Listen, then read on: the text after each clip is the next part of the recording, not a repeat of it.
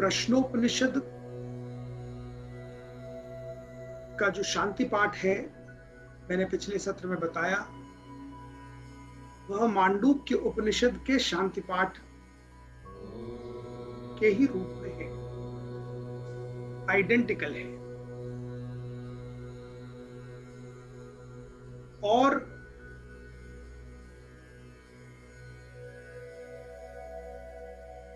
प्रश्नोपनिषद अथर्ववेद के ब्राह्मण पार्ट में मिलता है।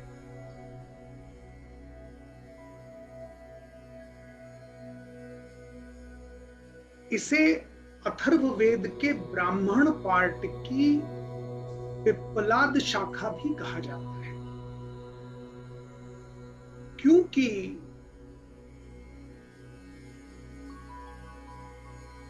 महर्षि पिप्पलाद द्वारा 6 वेद विज्ञान से परिपूर्ण तपस्वी ज्ञानी ऋषि के प्रश्नों के उत्तर दिए गए। तो मुख्यतः सारे दर्शन की व्याख्या महर्षि पिप्पलाद द्वारा की गई।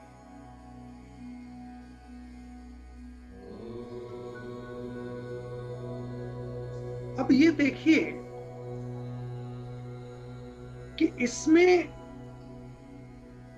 जो 6 ऋषि हैं, वे कोई साधारण पुरुष नहीं है। ये 6 के 6 ऋषि परम विद्वान हैं, ब्रह्मचर्य तप आदि से परिपूर्ण वेद के ज्ञाता हैं। और मैंने 6 ऋषियों का परिचय भी पिछले सत्र में आपको दिया था। तो उस परिचय से आपको ज्ञात हुआ होगा कि ये 6 ऋषि बड़ी इंपॉर्टेंट लाइनेज को रिप्रेजेंट करते हैं। कोई महान ऋषि का पुत्र है, कोई प्रपौत्र है, कोई किसी वंश को रिप्रेजेंट कर रहा है।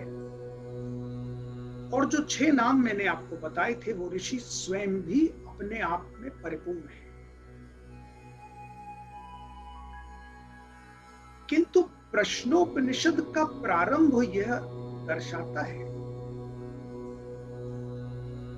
कि इन 6 ऋषियों ने अपने अपने स्तर पर वेदाध्ययन किया, तप किया, ब्रह्मचर्य का पालन किया, हिमालय की कंदराओं में जाकर एकांतवास किया, वनों में भटके। किंतु सारा ज्ञानार्जन करने के बाद भी ज्ञानोत्पत्ति से वंचित स्वयं को महसूस किया।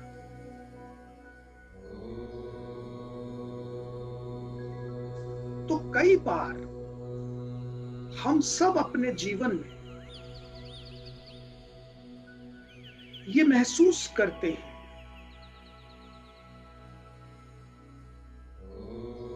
कि हम सफल तो हैं, हमने बहुत सारी उपलब्धियां भी हासिल कर ली हैं, किंतु फिर भी मन में कहीं एक अकुलाहट है, जिस का उत्तर हम नहीं जानते कि ये अकुलाहट, ये एक व्याकुलता किस कारण से है।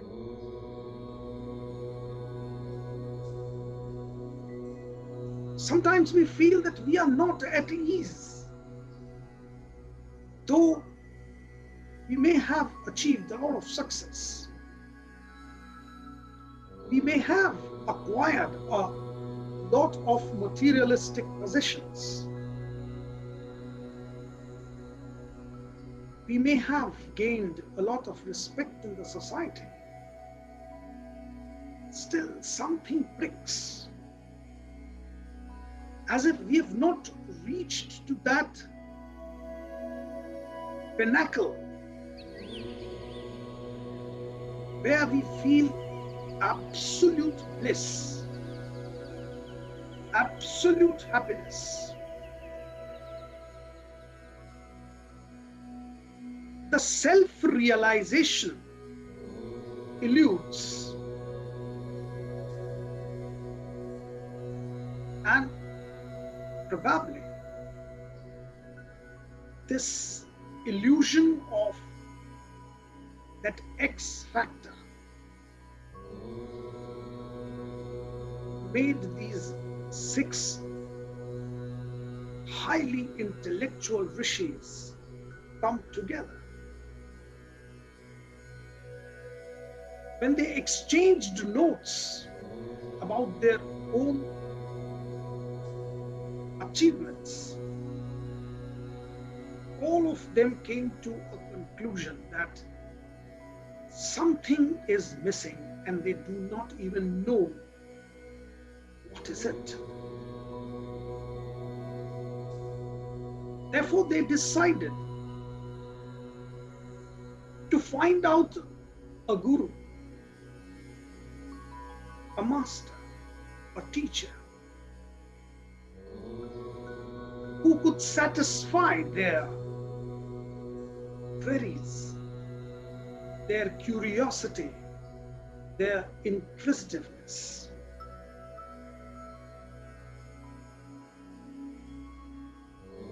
And it is this search which took them, all 6, to the ashram of Maharshi Pippala.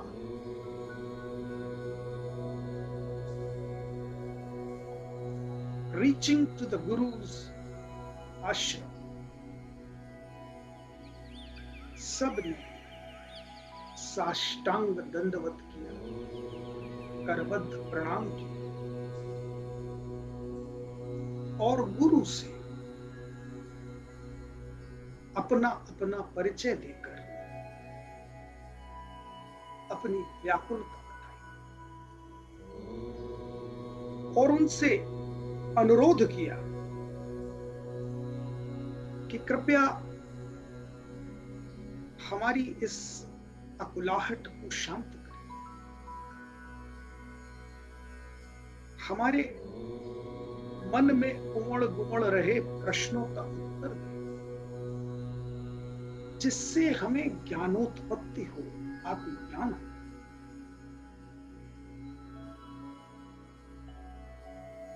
महर्षि पिप्पलाद ने उन 6 ऋषियों का परिचय जानने के बाद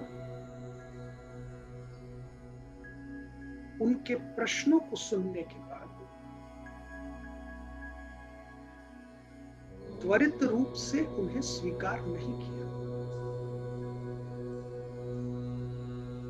बल्कि महर्षि पिप्पलाद ने उनकी प्रशंसा करते हुए कहा कि आप सब महान तपस्वी हैं,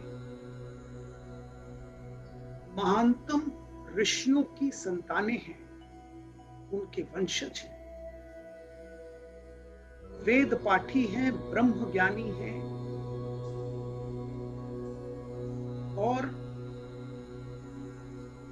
हर रूप से समर्थ हैं।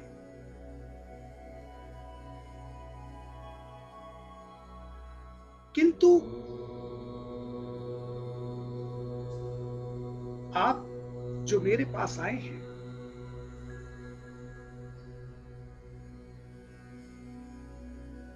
तो मैं सर्वप्रथम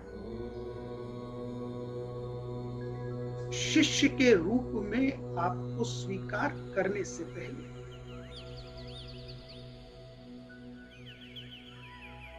चाहता हूं कि 1 संवत्सर तक आप मेरे आश्रम में रहकर ब्रह्मचर्य का पालन करते हुए पूरी श्रद्धा से तपस्या में लीन हो। 1 संवत्सर होता है 1 वर्ष का समय। 12 महीनों के एक कालखंड को 1 संवत्सर कहा जाता है।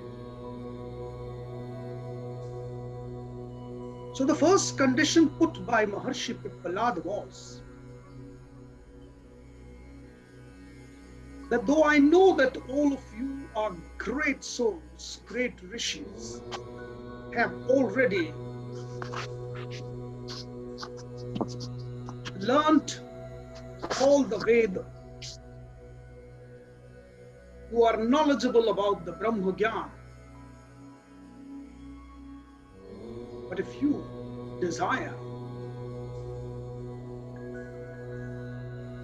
to put your queries to me and seek answers, my first condition before I accept you as my disciples, that you will have to be in my ashram for 1 year. And in my ashram, under my monitoring, you will have to undergo a penance of 1 year. और उस पेनांस उस 1 वर्ष के कालखंड में करना क्या है आपको? 3 चीजों का कंडीशन महर्षि पिप्पलाद ने रखी। पहली, पूर्णतः ब्रह्मचर्य का पालन करना है। ब्रह्मचर्य अर्थात डिसिप्लिन, अनुशासन। ब्रह्मचर्य का अर्थ होता है, जब मैंने आपको अष्टांग योग के बारे में बताया था, तो उसमें मैंने आपको 5 यम 5 नियम बताए थे। यम और नियमों का पालन अनुशासन होता है। जीवन में यम और नियमों के पालन करते हुए जब जीवन यापन किया जाता है, उस अनुशासन को कटिबद्धता से फॉलो किया जाता है, उसे ही ब्रह्मचर्य कहते हैं।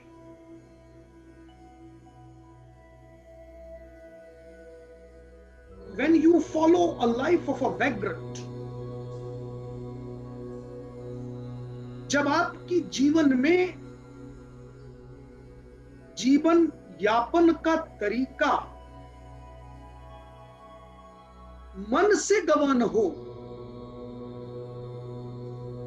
मन के अनुसार चलता हो, तब आप ब्रह्मचर्य का पालन नहीं कर रहे हैं। जो मन से चलता है वो अनुशासन नहीं पालन करता। जो अनुशासन कटिबद्धता से पालन करता है, वो मन को अपने कंट्रोल में रखता है। और मन का कंट्रोल ही ब्रह्मचर्य है। जब मन आपके काबू में हो, आपके अनुसार आपका मन चले, यही ब्रह्मचर्य है। कामनाओं पर काबू हो, इंद्रियों पर काबू हो, चलायमान मन पर काबू हो, यही ब्रह्मचर्य है। तो पहली कंडीशन महर्षि पिप्पलाद ने जो रखी कि 1 वर्ष तक, 1 संवत्सर तक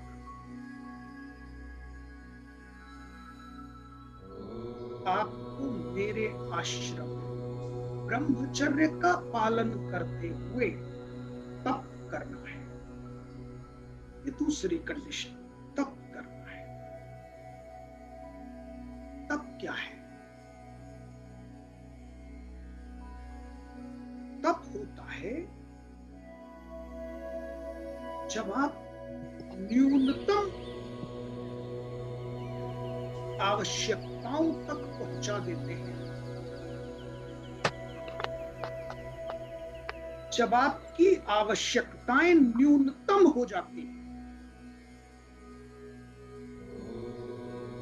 अर्थात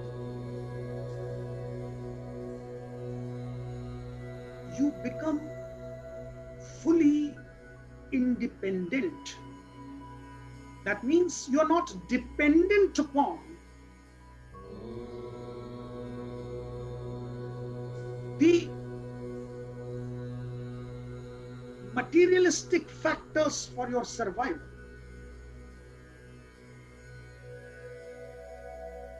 When your dependence upon the outer factors are minimized and your ability to survive in all conditions with equanimity, without being disturbed, without missing any outer factor, totally calm, controlled and focused, that is tap. तो जो दूसरी condition महर्षि पिप्पलाद ने रखी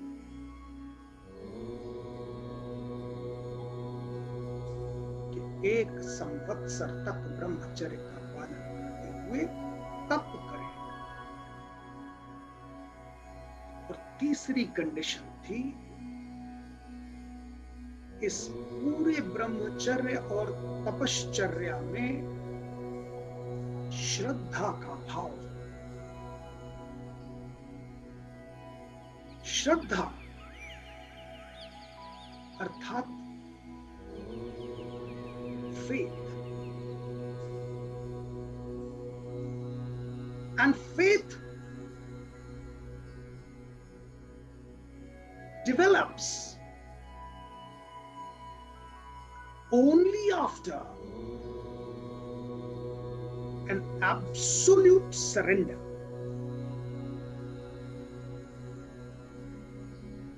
Without an absolute or unconditional surrender,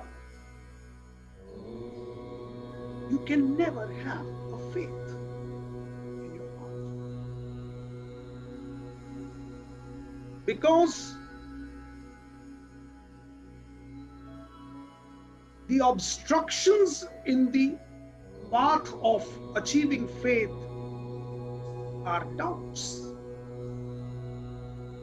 If you have doubts,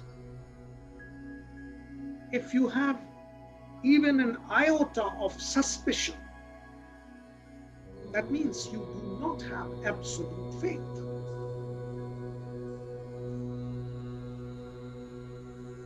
And if you have doubts in your mind about any aspect of life, you can definitely not absolutely or unconditionally surrender to your Guru. And if you are not absolutely surrendering to Guru, you cannot achieve the path of salvation.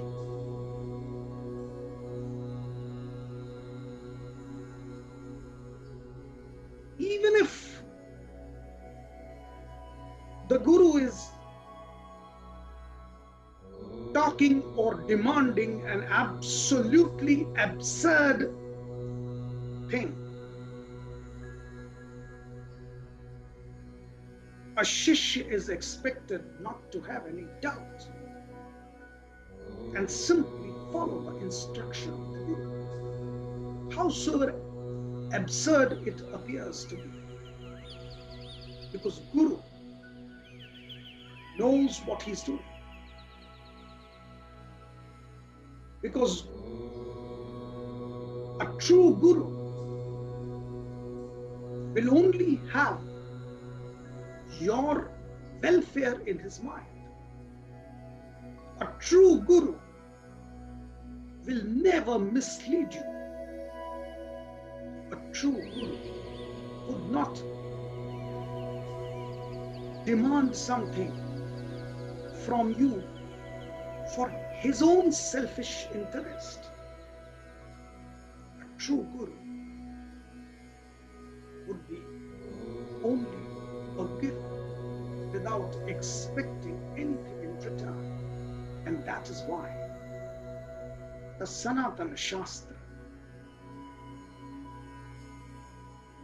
before imparting teachings,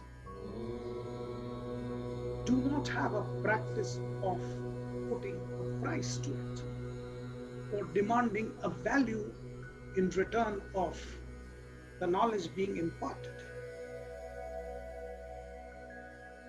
Your school fee, your college fee, your institution training fees, etc., which is to be paid in advance, is all a foreign system, not the Indian system. भारतीय पद्धति में तो न पहले न बाद में गुरु कुछ भी डिमांड नहीं करते। गुरु तो मात्र शिष्य के डिस्क्रिशन पर छोड़ता है कि जो गुरु दक्षिणा तुम्हें देनी हो वो दे देना। कई बार बहुत सारे ऐसे पौराणिक कथाओं में आपको मिलेगा कि शिष्य ने गुरु से कहा कि आप बताइए क्या गुरु दक्षिणा चाहते हैं। तब जाकर गुरु ने शायद गुरु दक्षिणा के बारे में बताया। पर there was never a demand as a precondition to impart knowledge. It is all post imparting of knowledge. Prior to imparting of knowledge, there's only one factor, that you must absolutely and totally surrender with faith to the Guru. क्योंकि आप गुरु के पास पहुंचे हैं, गुरु आप तक जाकर आपको force नहीं कर रहा है कि आओ मुझसे शिक्षा, दीक्षा, ज्ञान ले। तो जो तीसरी कंडीशन महर्षि पिप्पलाद ने रखी वो थी श्रद्धा। Now please understand these three very important conditions given in Prashnopanishad before the Guru begins imparting the knowledge. First is wait for 1 year, क्योंकि गुरु पहले ज्ञान के प्राप्ति के प्रति आपकी कटिबद्धता को परखना चाहते हैं, जांचना चाहते हैं। How much are you determined to gain knowledge? कितनी प्रतिबद्धता है? कहीं आप कैजुअली तो नहीं आ गए कि चलो देखते हैं, टाइम पास करके आए। यहाँ वहां भटक लिए, तो प्रहलाद जी से भी मिल लेते, देखते हैं क्या उनको आता है। इस वजह से त्वरित इन 6 महान तपस्वियों को, इनकी लाइनेज को जानते हुए भी पिप्पलाद ने इन्हें शिष्य के रूप में त्वरित रूप से स्वीकार नहीं किया। Immediately he has not accepted. He's put a condition that wait for 1 year. 1 संवत्सर तक मेरे आश्रम में, मेरी मॉनिटरिंग में तपस्या करो। गुरु जांचना चाहता है, आपकी प्रतिबद्धता को परखना चाहता है, आप में ज्ञान के प्रति कितनी उत्सुकता है। आपकी प्रायोरिटी क्या है? If your priority is not this knowledge, if you're so casual about it, if you want to have it in a part-time, the Guru is not ready to take you under his wings. Bharatvarsh के वर्तमान शिक्षा प्रणाली का सबसे बड़ा दोष यही है कि यहां पर सब कुछ पार्ट टाइम हो रहा है। अलग अलग इंस्टीट्यूशंस में मुझे इनवाइट किया जाता है लॉ लेक्चर्स के लिए, और अक्सर कई बार अलग अलग इंस्टीट्यूशंस में स्टूडेंट्स ने मुझसे पूछा कि सर ऐसा क्या है जो हार्वर्ड का student, Yale, Cincinnati, Oxford, Cambridge, इनको वर्ल्ड में रिकॉग्निशन है, हमारे इंस्टीट्यूशंस में क्या कमी है? हम क्यों नहीं वर्ल्ड के रैंकिंग में हैं? हम क्यों नहीं आईवी लीग में हैं? तो मेरा एक सरल उत्तर यही होता है कि हमारे इंस्टीट्यूशंस में कमी नहीं है, हमारी फैकल्टी में कोई ज्ञान की कमी नहीं है। The professors and the faculty of our institutions are sometimes invited to these great Ivy League institutions.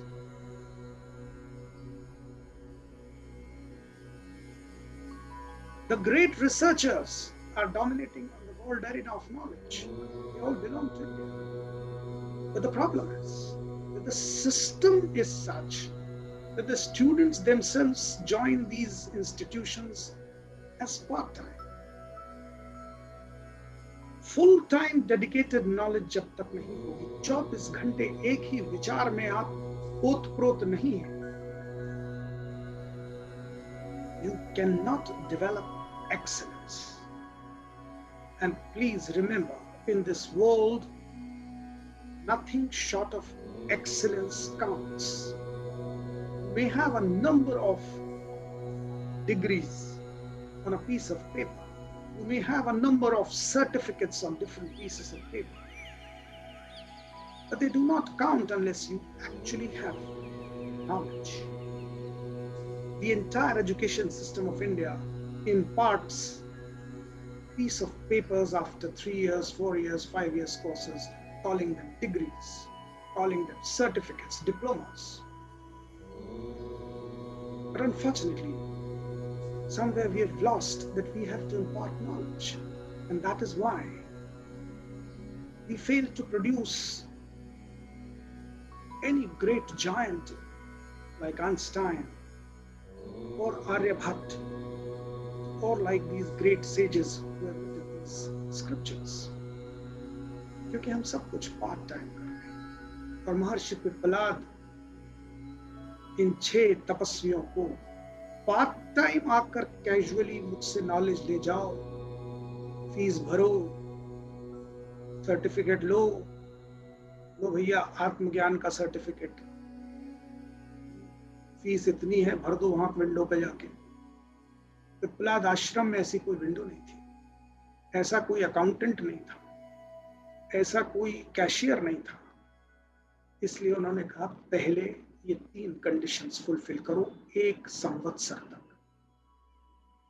अब देखिए दूसरी बात जो महर्षि पिपलाद कह रहे हैं, further test of your patience, further test to know how determined you are to gain knowledge, further test that do you have absolute faith in the Guru or you still have some doubts. तो महर्षि पिपलाद कह रहे हैं 1 संवत्सर के तपश्चर्या के पश्चात आप अपने प्रश्न मेरे समक्ष रख सकते हैं। यदि मुझ में योग्यता होगी कि मैं आपके प्रश्नों के उत्तर दे सकूं तो मैं अवश्य दूंगा। Now see, 2 factors in the second condition. It's very important to note. First, an absolute humility on the part of the Guru.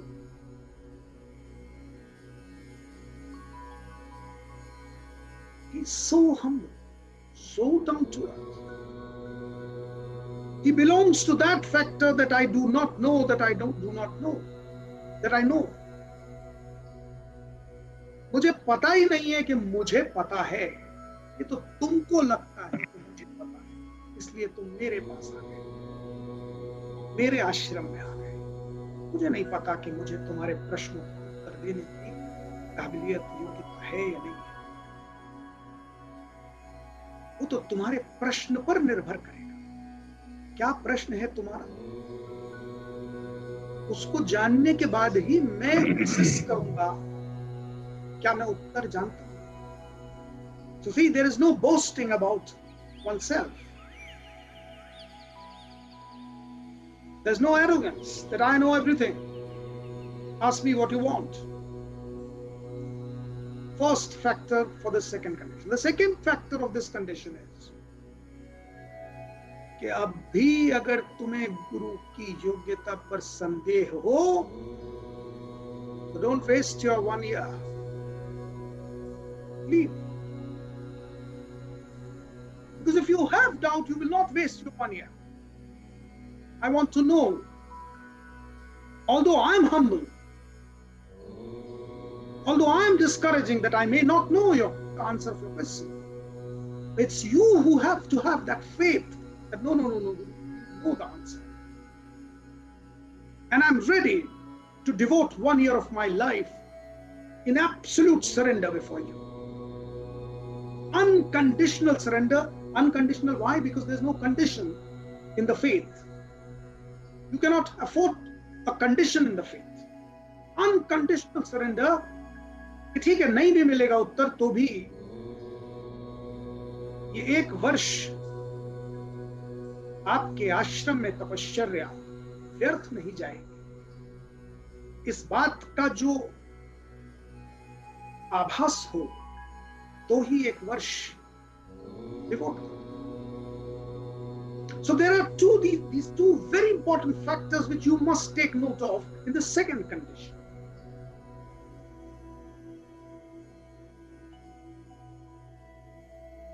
अब यदि आपको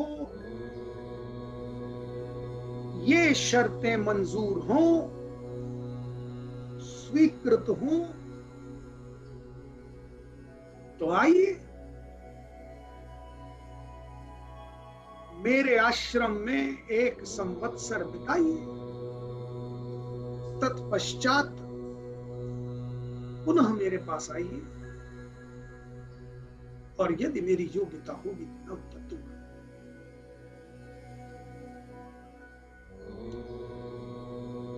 अब देखिए, ये जो 6 तपस्वी हैं, जैसा मैंने कहा, ना तो ये स्वयं कोई ऑर्डिनरी तपस्वी है, ना ये कहीं सड़क से उठकर ज्ञान मांगने चले आए हैं। ये महान ऋषियों के वंशज हैं, वेद पाठी हैं, ब्रह्म ज्ञानी हैं, और स्वयं चल के महर्षि पिप्पलाद की गुरुता को प्रणाम करने आए हैं। तो बिना पलक झपकाए, बिना एक क्षण का विलंब किए, बिना कोई सोच विचार किए, 6 के 6 ऋषियों ने गुरु की सारी शर्तों को त्वरित रूप से स्वीकार कर लिया।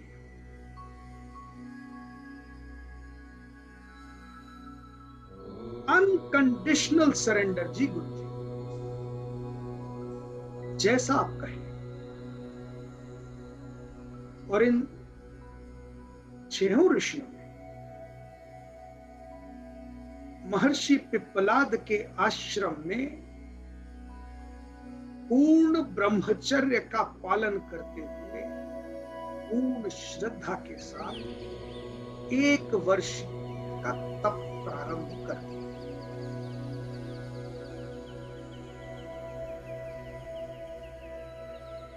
1 वर्ष 1 संवत्सर का तप समाप्त होने के पश्चात सुकेशा,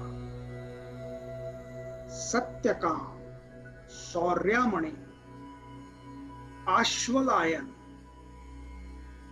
भार्गव और कबंधी, ये 6 के 6 तपस्वी महर्षि पिप्पलाद के समक्ष पुनः प्रस्तुत हुए। गुरु को पुनः दंडवत प्रणाम किया और आतुरता भरी निगाहों से गुरु की तरफ देखा कि if there is an approval in his eyes or not, if he is happy or not. If he approves that the tapasya was according to his conditions, then only we can dare to ask our question. Otherwise, if he disapproves, we may have to fulfill further conditions. किंतु महर्षि पिप्पलाद की परीक्षा हो चुकी थी। उन्होंने परख लिया था इन 6 ऋषियों के ज्ञान की आकुलता को, प्रतिबद्धता। अतः प्रसन्न होकर उन्होंने अनुमति दी कि आप अपने प्रश्न प्रस्तुत कर सकते हैं। और प्रथम प्रश्न इन 6 तपस्वियों में से महर्षि कात्यायन के प्रपौत्र तेजस्वी साधु कबंधी ने किया। प्रश्नोपनिषद का पहला प्रश्न ऋषि कबंधी के द्वारा है, जो महर्षि पिप्पलाद को पढ़ेगा। और प्रथम प्रश्न यह है कि सारे वेद ज्ञान को प्राप्त करने के बाद हिमालय की गुफाओं में, कंदराओं में, वहां से लेकर वन वन भटकने के पश्चात भी एक प्रश्न जो मेरे मन में उमड़ घुमड़ रहा है, हे गुरु कृपा करके उसका उत्तर प्रदान करें। प्रश्न यह है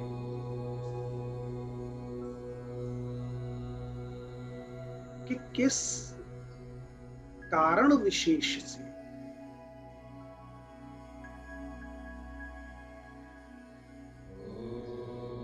परमपिता परमेश्वर,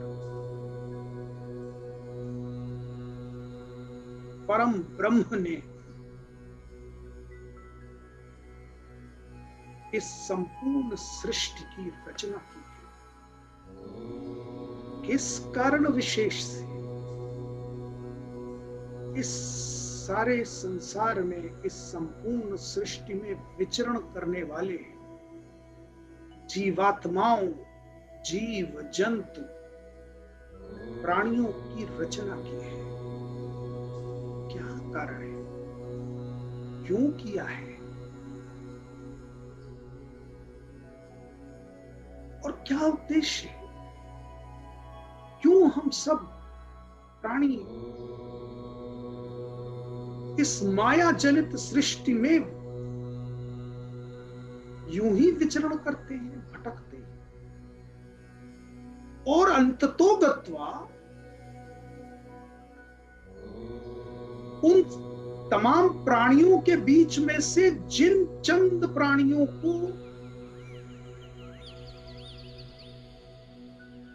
इस प्रकृति की माया का ज्ञान होता है, वह पुनः उसी ब्रह्म की ओर आकर्षित हो जाता है, उसी ब्रह्म में पुनः विलीन होने के लिए आतुर हो जाता है। तो ये सारी साइकिल का कारण क्या है? जब पुनः ब्रह्म में ही विलीन होना सर्वश्रेष्ठ है, तो इस सृष्टि की संरचना क्यों है? किस कारण से जीव जंतुओं, जीवात्माओं, प्राणियों का जन्म हुआ?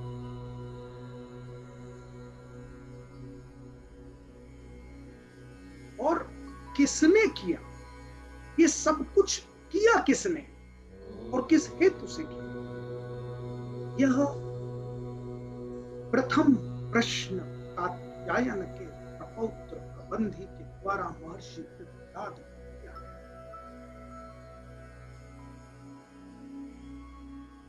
और जैसा मैंने आपसे कहा था कि प्रश्नोपनिषद के प्रश्न बेसिकली हमारे और आपके प्रश्न हैं। इस उपनिषद की संरचना प्रश्नोत्तरी के रूप में है। बात का मर्म समझाने के लिए ये एक विधा है साहित्य, उस विधा में इसको प्रस्तुत किया गया है। पर अगर आप टटोलेंगे तो हमारे हृदय में भी कभी ना कभी ये क्वेश्चंस आते हैं, और ये आने वाले क्वेश्चंस तो आपको आइडेंटिफाई कर देंगे। आपको लगेगा कि यही उत्सुकता तो हमें भी है। और मैं आपको विशेष रूप से इंक्लूड इसलिए कर रहा हूं क्योंकि आप सब जो इन सत्रों में जुड़ते हैं वे सामान्य लोग नहीं हैं। सामान्य प्राणी को तो ये उत्सुकता भी नहीं होती, वो जानना भी नहीं चाहता। उसके लिए तो ये माया ही सत्य है। This illusion is the truth for that ordinary person who's born and who, before he dies, till the last breath, he simply wants to keep hanging, to keep clutching to this illusion. इस प्रकृति, इस माया में लटके रहना चाहता है। वो इससे मुक्त होने की किसी प्रवृत्ति से उत्प्रेरित ही नहीं होता। तो ये जो प्रश्न आपको दिखेंगे ये उन ज्ञानी जनों के हैं जो इस माया के भेद को समझ चुके हैं। तो वो कह रहा है कि गुरुजी, जब ब्रह्म में ही सारा कुछ विलीन होना है तो इस सृष्टि और जीवात्माओं की उत्पत्ति किसने की, क्यों की? महर्षि पिप्पलाद बड़े गौर से, पूरी तन्मयता से इस प्रश्न को सुनते हैं। शिष्य भी आतुरता से निहार रहा है क्योंकि गुरु ने पहले ही कह दिया, यदि योग्यता होगी तो उत्तर दूंगा, नहीं होगी तो नहीं दूंगा। तो शिष्य पूरी आतुरता से गुरु की ओर निहार रहा है।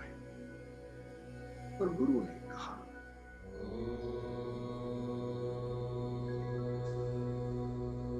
कि इस संपूर्ण सृष्टि का रचयिता जो ब्रह्म है उसे हम प्रजापिता भी कहते हैं, क्योंकि इस सारी प्रजा का वह पिता है।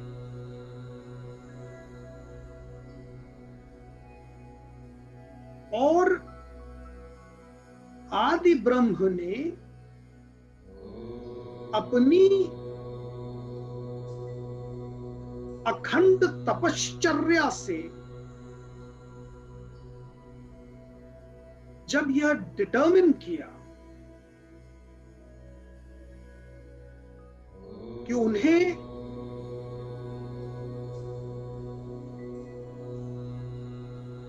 प्रजा की उत्पत्ति करनी है, सृष्टि की संरचना करनी है, तो उस विचार को साकार करने के लिए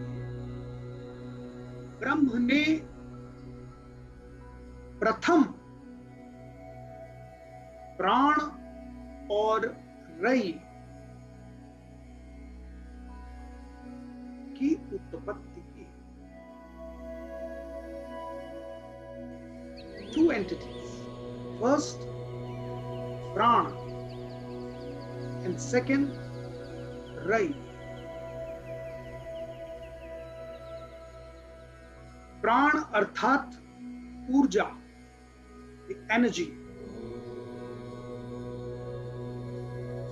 and rai अर्थात प्रकृति, स्थूल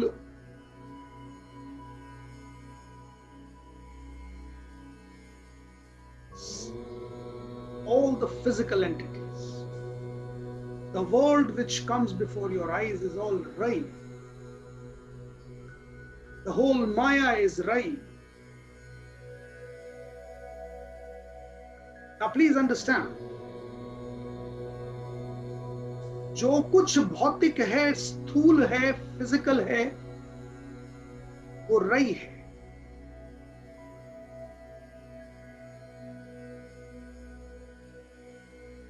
और इस पूरे भौतिक स्थूल फिजिकल वर्ल्ड में इसको ड्राइव करने की जो एनर्जी है, जो ऊर्जा है, वह प्राण है।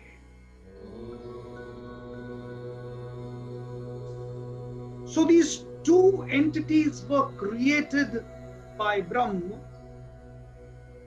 with a thought that इन दोनों के मिलन से संपूर्ण सृष्टि की रचना होगी। इन दोनों के मिलन से जीवात्माओं, प्राणियों की उत्पत्ति होगी। मुझे कुछ करना नहीं पड़ेगा, इनके मिलन से स्वयं इस सृष्टि की रचना होगी। तो जिस युगल का मिथुन करने के लिए ब्रह्म ने सृष्टि की, वो सिर्फ दो फैक्टर्स, प्राण और रई। Rest all is created by these two, the combination of these two.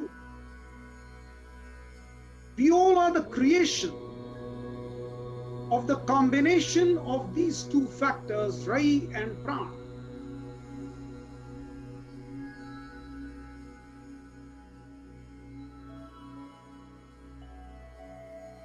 In these two factors, the symbolism which you have to understand,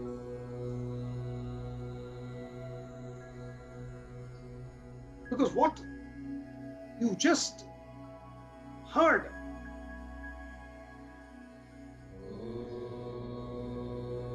ये तो शाब्दिक अर्थ है, पर भावार्थ समझिए। इस पूरी के संकेत के पीछे का मर्म समझिए। गुरु जो संकेत दे रहे हैं, सांकेतिक भाषा में समझा रहे हैं कि परम ब्रह्म ने तो सिर्फ तपश्चर्या के दौरान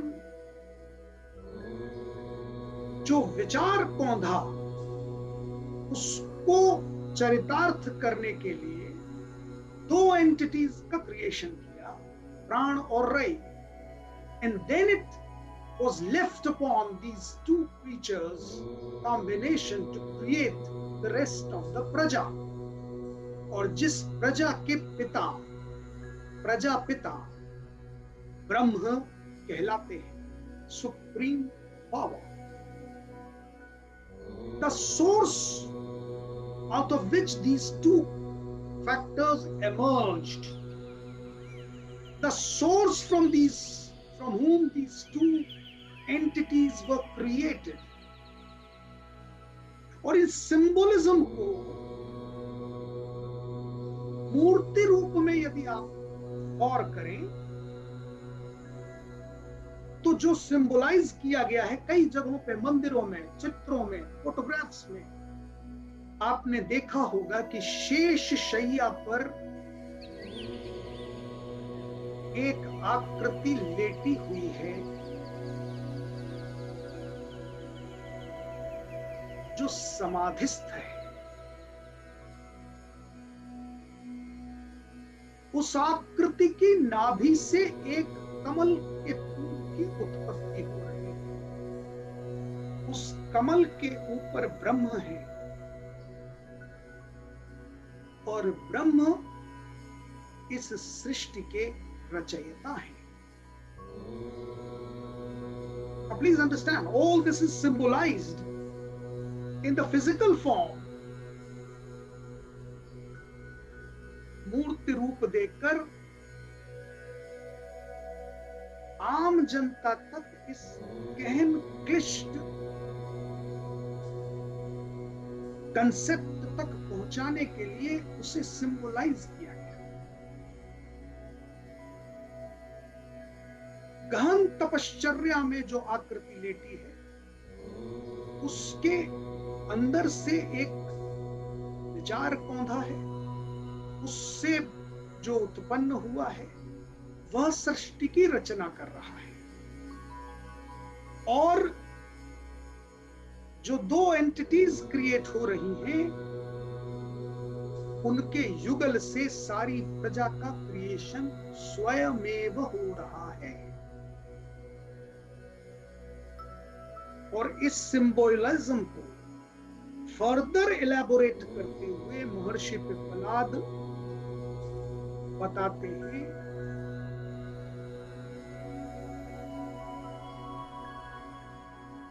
कि सूर्य, आदित्य उस प्राण शक्ति का भौतिक स्वरूप है।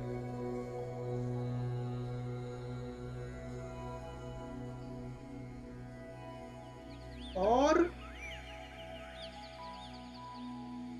चंद्रमा रई का भौतिक स्वरूप है। अब आप देखिए, दोनों सिंबलिज्म को समझिए। सूर्य,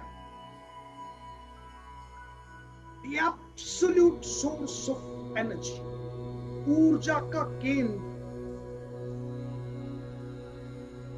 सूर्य ऊर्जा का स्वयंभू है।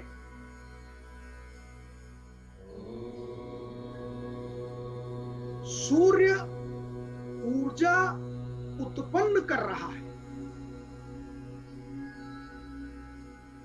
और चंद्रमा उस एनर्जी पर डिपेंडेंट है। It is only reflected the glory of Surya. चंद्रमा तो प्रकाशमान भी तभी है जब सूर्य है। सूर्य की एब्सेंस में चंद्रमा का प्रकाश ही संभव नहीं है। Chandrama is only dependent upon the energy of Surya.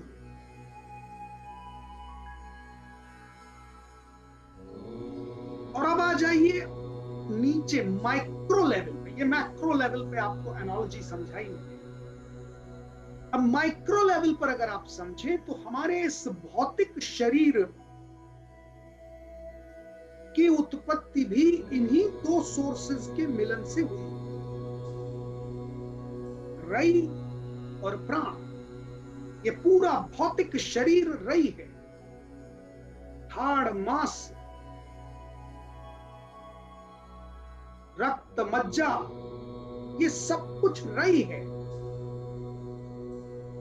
इसकी उत्पत्ति रई से हो रही है और इसकी समाप्ति भी रई में ही हो जाने वाली है। ये यहां से कहीं और नहीं जा रहा है, कहीं और से आया नहीं है। और इस भौतिक शरीर, इस रई के अंदर जो एनर्जी इस भौतिक शरीर को ड्राइव कर रही है वो प्राण है। उस प्राण से ही ये भौतिक शरीर है। एंड यू रिमूव द प्राण आउट ऑफ दिस भौतिक शरीर, दिस भौतिक शरीर गेट डाइल्यूटेड इनटू द रई, इनटू द प्रकृति। यही उत्पन्न हुआ, यही समाप्त हो जाएगा। एनर्जी जो ड्राइव कर रही है वो इससे जाएगी, वही इसे उत्पन्न करेगी और उसके जैसे ही निष्कासन होगा ये समाप्त हो जाएगा। तो माइक्रो लेवल पे यही शरीर, रई और प्रकृति का कॉम्बिनेशन है। फर्दर इलैबोरेशन करते हुए महर्षि पिप्पलाद ने कहा है, रई is the female form of the thought of Brahma, and Prana is the male form of the thought of Brahma. And the combination of male and female, the creation happens.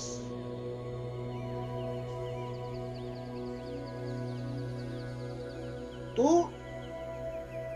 ये जो कुछ संसार की सृष्टि है, उत्पत्ति है, उसका जनक ब्रह्म है। किंतु ये सारी सृष्टि और उत्पत्ति इस प्राण और रई के मिलन से स्वयमेव हो रही है। That means once the thought has been implemented, a system has been put into the place, rest all production and creation is happening automatically. See how great manager this Brahma is. What an absolute management. A system has been created, and not being involved in the day-to-day business. Rest all is happening by itself. So it's a great lesson to learn. Those who are into their worldly activities of business or profession or jobs, they must learn a great management lesson that you have to create a system, and thereafter you have to relax. Rest, everything will happen automatically. अब